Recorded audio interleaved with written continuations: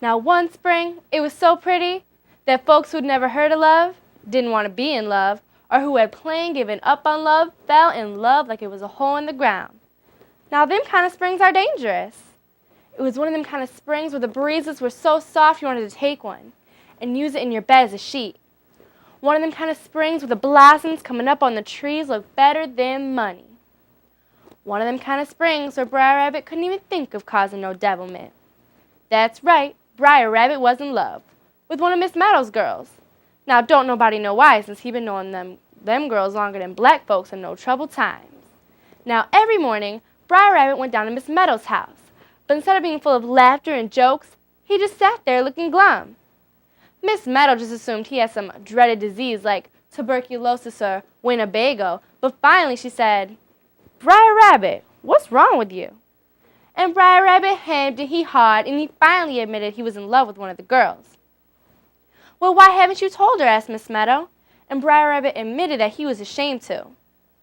Miss Meadow put her hands on her hips and said, "The Brer Rabbit I know felt something akin to shame before hens got their teeth pulled, but not since then. You aren't the Brer Rabbit I know. Get on out of here." So he left, and he went to go sit by the creek. And it wasn't long before the girl he was in love with came up the path from the creek with a jug of water on her head, singing, "Like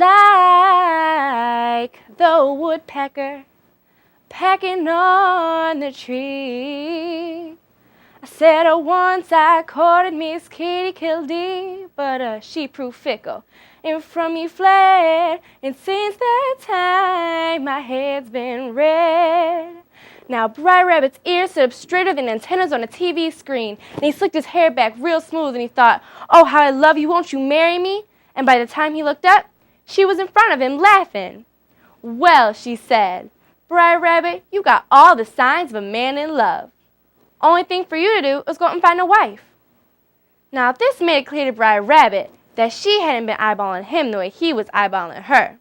So real quiet he asked, "Well, how come you don't marry?" The girl laughed and said, "I'm not dumb enough to marry without a dream or a sign. I've tried all the spells, but none of them seem to work." "Well, what spells have you tried?" asked Brer Rabbit. "Well," said the girl, "I threw yarn at my window at midnight, but nobody came and rolled it back up. I threw salt over my shoulder, spun once and looked in the lake, but I didn't see my true love's reflection." "You would have I've been there," said Brer Rabbit. This seemed to make the girl angry, and she put her hands on her hips and also said, "Brer Rabbit, get on out of here." So he left, but he was determined to give the girl the signs that she desired. So early the next morning, Brer Rabbit went down to the creek and cut a reed. By putting one end in a crack in Miss Meadow's chimney and his ear to the other, he could hear everything going on inside the little house. He heard Miss Meadow's girl say, "I saw Brer Rabbit by the creek the other day. He was acting all funny, talking about love and such." And Miss Meadow replied, "I don't care nothing about no Brer Rabbit. I just want someone to do my dishes." Now this was enough, decided Brer Rabbit, and he put his mouth to the end of the reed and said, "Good as cake and sweet as pie, but the single girl will die, die, die." "What was that?" asked the girl. "I don't know," replied Miss Meadow.